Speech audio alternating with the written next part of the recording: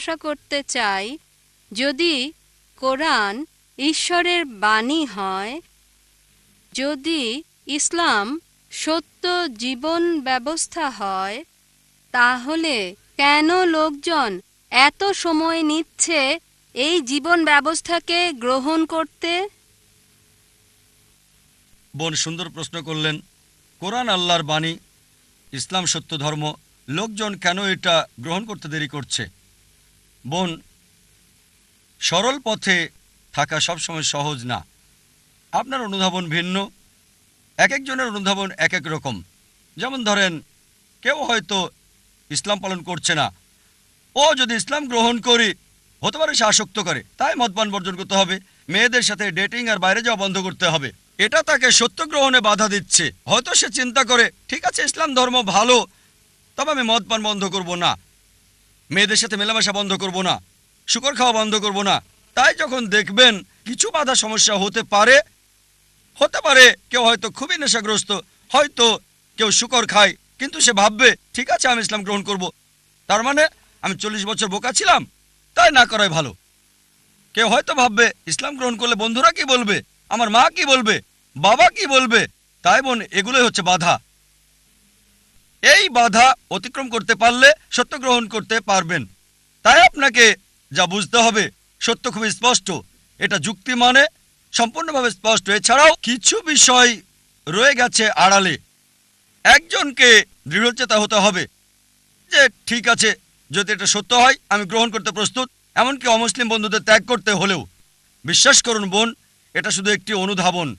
আমি অনেক অমুসলিমকে চিনি যারা ইসলাম গ্রহণ করেছে, তারপরও পুরাতন বন্ধুরা আছে।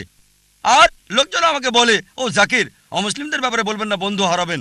আমার অনেক অমুসলিম বন্ধু আছে, মাশাল্লাহ, তারা আমাকে সম্মান করে। আপনি আমাকে উৎসাহ দিচ্ছেন, মাশাল্লাহ, আপনি অমুসলিম। আমার দায়িত্ব সত্যকে তুলে ধরা। আরেকটা বিষয়, কোরআন পরিষ্কার বলছে, সূরা বাকারা অধ্যায় 2 আয়াত 256, লা ইকরাহা ফিদ্দীন। ধর্মের ব্যাপারে জোরাজুরি নেই, সত্য মিথ্যা থেকে স্পষ্ট। বোন, আমাদের কাজ সত্যকে তুলে ধরা। কেউ গ্রহণ করুক বা না করুক সেটা তার উপর নির্ভর করছে। যদি আল্লাহ চান সবাই গ্রহণ করুক, সেটা তার জন্য সহজ। এটা আছে পবিত্র কোরআনে, সূরা ইউনুস অধ্যায় 10 আয়াত 99। যদি আমি চাইতাম সবাইকে বিশ্বাসী করতে পারতাম, খুব সহজ, কুন ফায়াকুন, খুব সহজ। তাহলে পরীক্ষাটা কোথায়? আল্লাহ বলছেন কোরআনে, সূরা মুলক অধ্যায় 67 আয়াত 2, আল্লাযী খালাকাল মাউতা ওয়াল হায়াতা। আল্লাহ সৃষ্টি করেছেন জীবন এবং মৃত্যু পরীক্ষা করতে তোমাদের মধ্যে কে উত্তম আমলকারী। তাই বোন, এই জীবনটা আখিরাতের জন্য পরীক্ষা।